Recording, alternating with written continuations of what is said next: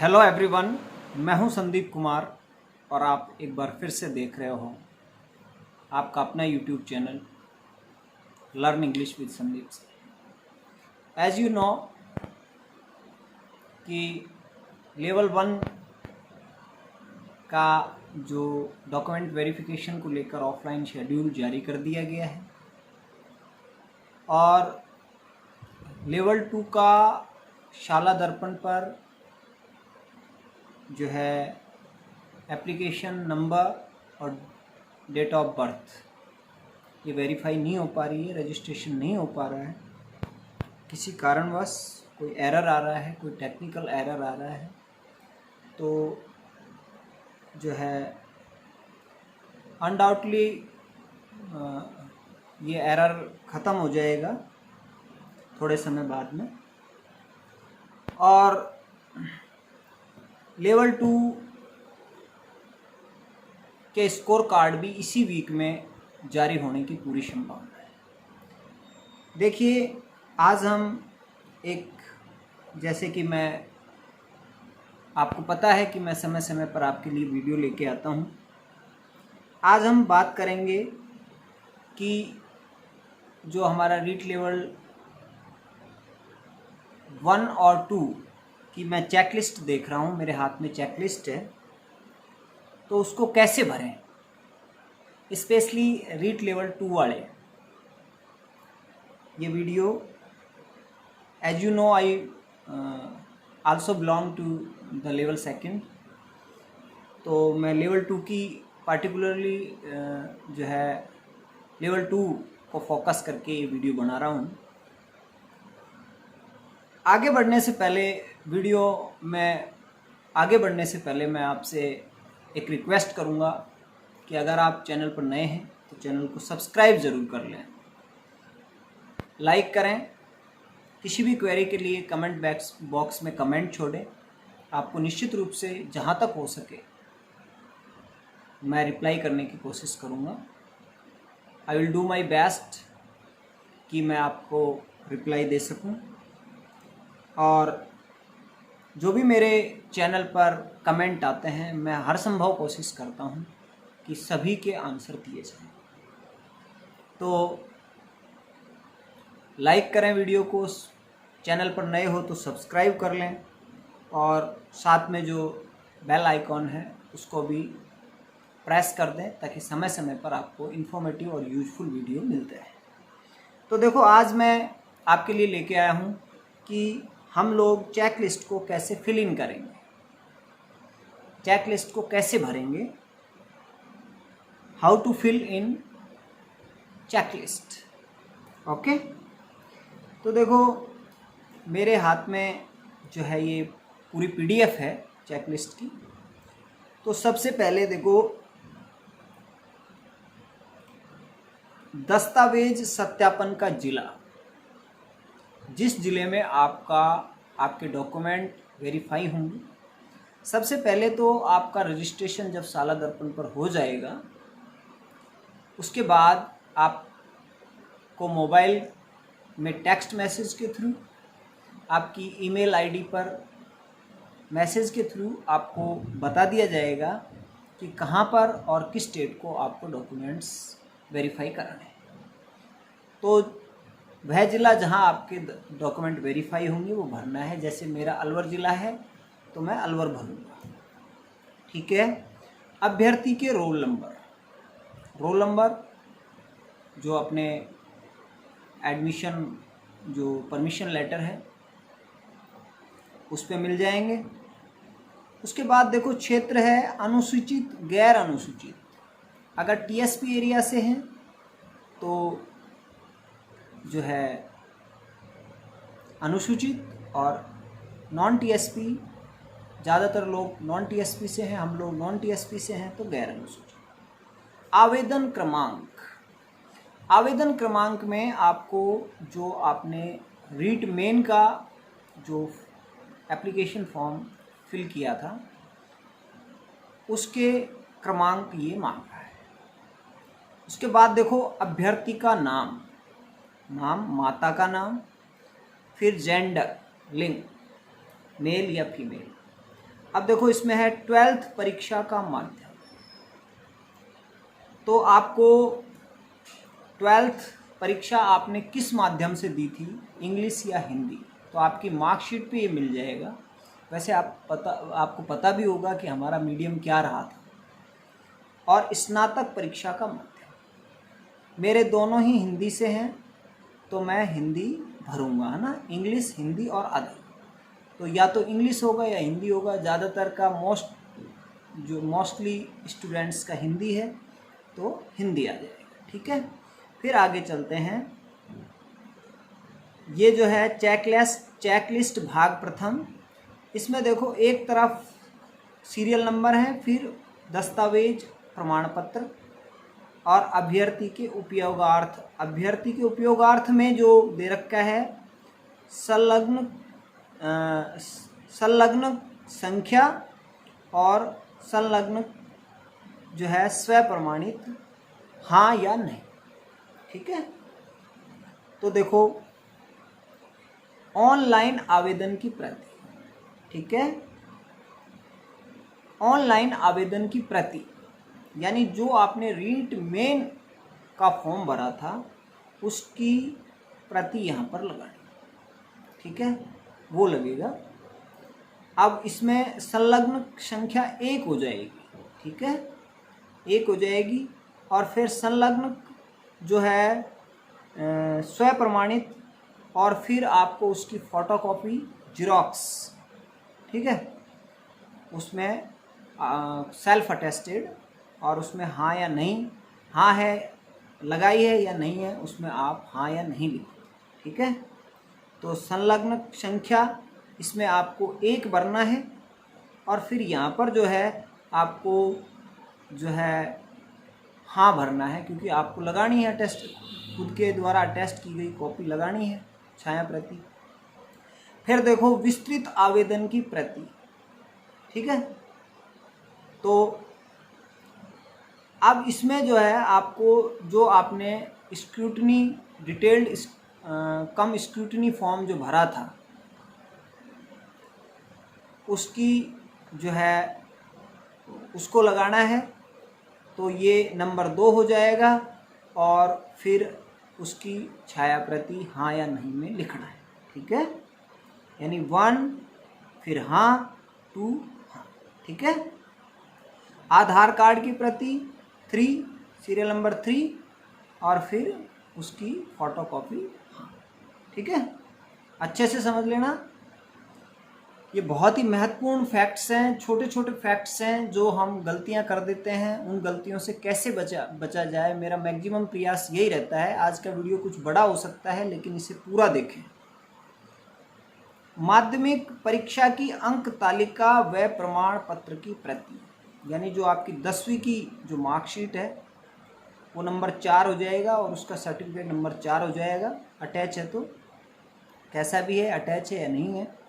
और फिर उसकी छाया प्रति में हाँ करना है। फिर इसी तरह 12वीं की मार्कशीट और उसका प्रमाण पत्र 5 नंबर पे, और फिर जो है उसकी जिरोक्स में हाँ भरना है। उसके बाद आगे 6ठे नंबर का जो अपना पॉइंट है, उच्च माध्यमिक परीक्षा के पूर्णांक प्राप्तांक प्रतिशत, ठीक है।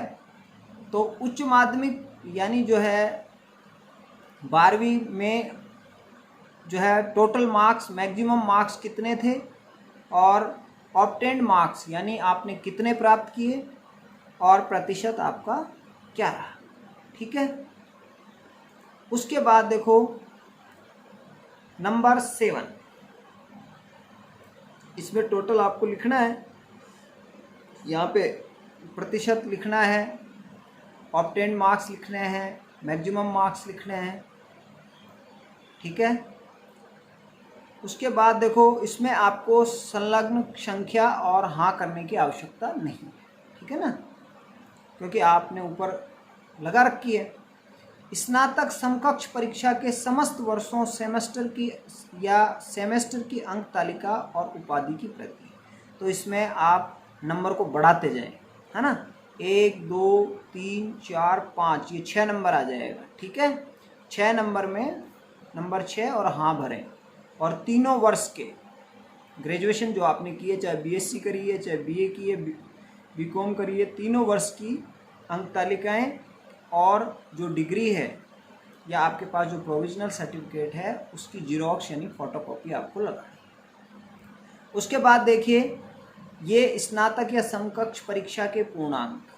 अब यहाँ पर देखो सबसे बड़ा पेच ये है कि एडिशनल वाले कहाँ पर शो करें।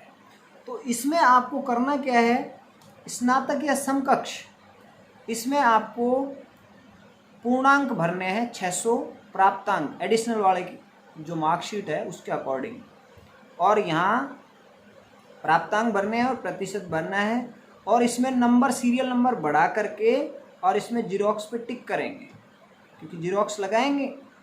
ठीक है, आगे आ जाओ। 9वां नंबर जो है लेवल प्रथम से संबंधित है। 10वां जो है ये राजस्थान अध्यापक पात्रता परीक्षा 2021-2022 के प्रमाण पत्र की प्रमाणित प्रति। तो देखो लेवल 1 वालों के लिए मैं आपको बता दूं, लेवल 1 वालों के लिए 2021 का जो अध्यापक पात्रता परीक्षा का प्रमाण पत्र था वो भी मान्य था।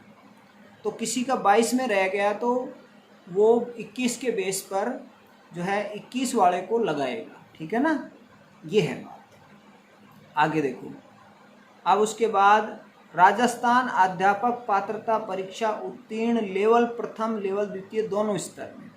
ठीक है, तो इसमें आपको क्या करना है कि भाई अगर लेवल प्रथम में उत्तीर्ण है तो लेवल प्रथम में, और द्वितीय में है तो द्वितीय में, और दोनों स्तर में है तो दोनों स्तर में, और साथ में जो है इसकी आप जीरोक्स भी लगा देंगे, है ना, और हाँ कर देंगे। ठीक है, उसके बाद देखो राजस्थान अध्यापक पात्रता परीक्षा लेवल प्रथम के प्राप्तांक, ये जो है लेवल का है कि कितने प्राप्तांक आए, प्रतिशत क्या रहा। फिर 13 नंबर का पॉइंट जो है वो भी अध्यापक लेवल प्रथम से विशेष शिक्षा से संबंधित है।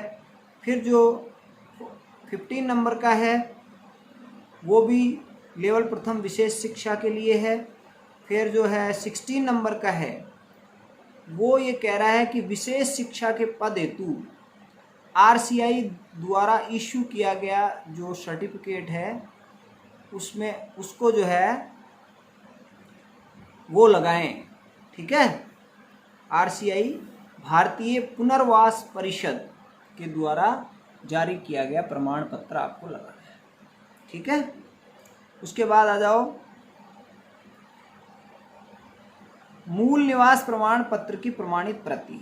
तो मूल निवास लगाना है। ठीक है, ओरिजिनल डॉक्यूमेंट में रखना है, उसकी प्रमाणित प्रति जो है लगानी है। उसके बाद आओ अनुसूचित क्षेत्र में सद्भावी निवासी होने का सक्षम प्राधिकारी द्वारा जारी नवीनतम विशेष मूल निवास प्रमाण पत्र। अगर कोई टीएसपी एरिया से है, ठीक है, यानी अनुसूचित क्षेत्र से है, तो उसको विशेष मूल निवास प्रमाण पत्र नवीनतम सक्षम अधिकारी द्वारा जारी किया हुआ वो लगाना पड़ेगा। उसके बाद 19वें नंबर का जो है पॉइंट है आर्थिक रूप से कमजोर वर्ग के अभ्यर्थियों को नियमानुसार सक्षम प्राधिकारी द्वारा निर्धारित प्रपत्र में जारी, यानी कहने का मतलब जो है जो ईडब्ल्यूएस से आते हैं उनके लिए ये ईडब्ल्यूएस का certificate, income and assist certificate. Okay, फिर जो ओबीसी से हैं, एमबीसी से हैं, एसटी एससी से हैं, उन सबको भी सर्टिफिकेट चाहिए। ठीक है, तभी उनको उस कैटेगरी का फ़ायदा मिल पाएगा। ओके, आगे बढ़ते हैं। आरक्षित वर्ग के अभ्यर्थियों के पास आवेदन की अंतिम तिथि के पश्चात का जाति प्रमाण पत्र होने पर, यानी आवेदन जब आपने रीट मेन का जब आवेदन किया था उसके बाद का अगर जाति प्रमाण पत्र है तो शपथ प्रमाण यानी एफिडेविट लगाना होगा। क्लियर है बात। आरक्षित वर्ग के सभी अभ्यर्थियों महिला तथा पुरुष से इस आशय की स्व घोषणा की वह स्वयं तथा उनके पूर्वज राजस्थान राज्य के, ये एक स्व घोषणा देनी पड़ेगी जो भी रिजर्व कैटेगरीज के अभ्यर्थी हैं उनको, चाहे वो महिला हो चाहे पुरुष हो, है ना, सेल्फ डिक्लेरेशन सर्टिफिकेट देना पड़ेगा कि हम और हमारे जो पूर्वज हैं वो राजस्थान के मूल निवासी हैं। ओके। विधवा के लिए स्थिति है, विधवा की स्थिति में स्वयं की स्व घोषणा, यानी विधवा, मैं विधवा हूँ, इस तरह का, पति की मृत्यु का प्रमाण पत्र, ठीक है, ये सारी बातें हैं। पुनर्विवाह नहीं करने से संबंधित स्व घोषणा।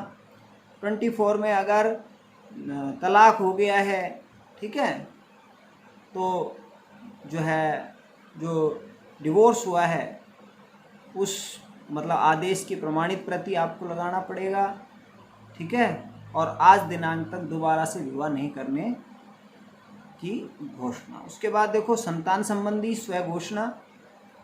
उसके बाद विवाहित होने पर दहेज न लेने संबंधी, अगर आप मैरिड हैं तो दहेज नहीं लेने की संबंधी घोषणा का प्रमाण पत्र, स्व घोषणा लगानी पड़ेगी।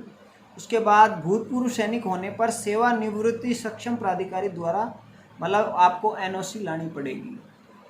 नो ऑब्जेक्शन सर्टिफिकेट का मतलब ये है कि भाई वहाँ से कोई, उस डिपार्टमेंट से कोई ऑब्जेक्शन नहीं है, आप यहाँ आके नौकरी कर सकते हो। स्पोर्ट्समैन होने पर सक्षम स्तर से जारी खेल प्रमाण पत्र।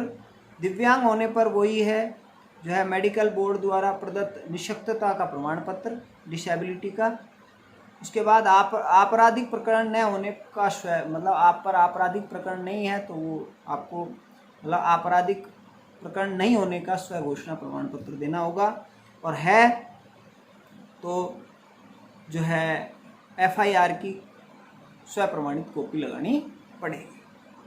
अगर आपने रीटमैन के फॉर्म में 2.5 लाख रुपए से कम आय भरी है तो जो है आपको जो है आयकर जो है बनवा लें आप, आयकर बनवाना पड़ेगा आपको, आयकर जो है आय प्रमाण पत्र लगाना होगा। उसके बाद जितनी भी शैक्षिक और प्रशैक्षिक मतलब जो भी 10वीं 12वीं बीए एमए और जो प्रशैक्षिक मतलब बीएड वगैरह है, ठीक है, बीएसटीसी का डिप्लोमा है, डीए है ना, बीएलएड डीएलएड जो भी है। उसके बाद उसकी घोषणा शैक्षिक और प्रशैक्षिक योग्यताओं से, ये योग्यताएं मेरी मैंने जो शो करी हैं ये बिल्कुल सही हैं। अगर इनमें किसी तरह की कोई जो है इसमें किसी तरह की अगर 420 वाली चीज़ पाई जाती है तो मैं उसके लिए स्वयं जिम्मेदार रहूँ। अभ्यर्थी के अंतिम शिक्षण संस्थान द्वारा प्रदत्त चरित्र प्रमाण पत्र यानी बीएड और 2 चरित्र प्रमाण पत्र जो है किसी भी गजेस्टेड ऑफिसर्स के द्वारा, फर्स्ट ग्रेड के जो अधिकारी होते हैं, अथॉरिटीज़ होते हैं, उनके द्वारा जो है हस्ताक्षरित और स्टैंप लगा के देंगे, हस्ताक्षर करके देंगे, ठीक है। तो ये तो था। फिर स्थान, दिनांक, मोबाइल नंबर ये आपको भरना है, ठीक है। तो अब इसमें जो आगे है, आगे आपको दे रखा है अभ्यर्थी के द्वारा स्व घोषणा। तो ये तो आपको करना ही, ये तो आपको भरना ही है, ठीक है।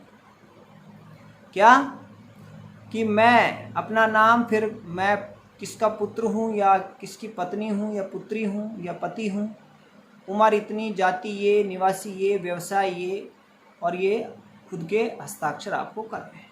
उसके बाद स्व घोषणा, नेक्स्ट जो स्व घोषणा है वो है कि भाई आपका प्राथमिक विद्यालय अध्यापक सिद्धि परीक्षा में चयन हुआ है या उच्च प्राथमिक विद्यालय अध्यापक सिद्धि भर्ती के अंतर्गत जो जारी विज्ञप्ति संख्या, यानी कि मतलब आप जो है फर्स्ट लेवल से हैं या सेकंड लेवल से हैं, आप टीएसपी एरिया से हैं या नॉन टीएसपी एरिया से हैं आप, ठीक है, आप सामान्य शिक्षा से हैं या विशेष शिक्षा से हैं, के पद पर विभाग द्वारा दिनांक जो भी आपका रिजल्ट आया था, रिजल्ट डिक्लेरेशन की डेट भरनी है यहाँ के को दस्तावेज सत्यापन पात्रता जांच हेतु जारी शॉर्ट लिस्टेड अभ्यर्थियों की सूची में मेरा नाम सम्मिलित है, ये आपको भरना है। मैं स्वयं तथा मेरे पूर्वज राजस्थान राज्य के मूल निवासी हैं, ये भी आपको भरना है। उसके बाद जो नीचे दे रखा है वो विधवा या विडो या डिवोर्स के संबंध में है, ठीक है।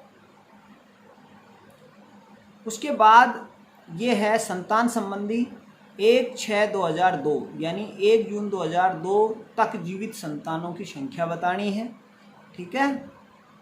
और उसके पश्चात अगर उससे पहले नहीं है तो 0 लिखना है, क्रॉस करना है। उसके बाद जो है 1/6/2002 के पश्चात संतानों की संख्या और टोटल संख्या बताना है, ठीक है। क्या दिनांक 1/6/2002 या इससे पूर्व जन्मा बालक दिव्यांग है, इसमें तो आपने ऊपर बता ही दिया कि भाई कोई नहीं है तो इसको भरने की भी ज़रूरत नहीं है। 1/6/2002 तक जीवित संतानों की संख्या तो कोई है ही नहीं। तो क्या आप द्वारा प्रसव पश्चात किसी बालक को अन्य व्यक्ति को गोद दिया है, तो ये सारी चीज़ें आप पढ़ करके हाँ और ना में जवाब दे सकते हैं। फिर दहेज नहीं लेने के संबंधी घोषणा है। फिर ये जो 5वां कॉलम है ये भूतपूर्व सैनिक के संबंध में स्व घोषणा है, ठीक है। उसके बाद ये सारी चीज़ें हैं। नंबर 6 पॉइंट 7 पॉइंट ये शैक्षिक प्रशिक्षित योग्यताओं के संबंध में है।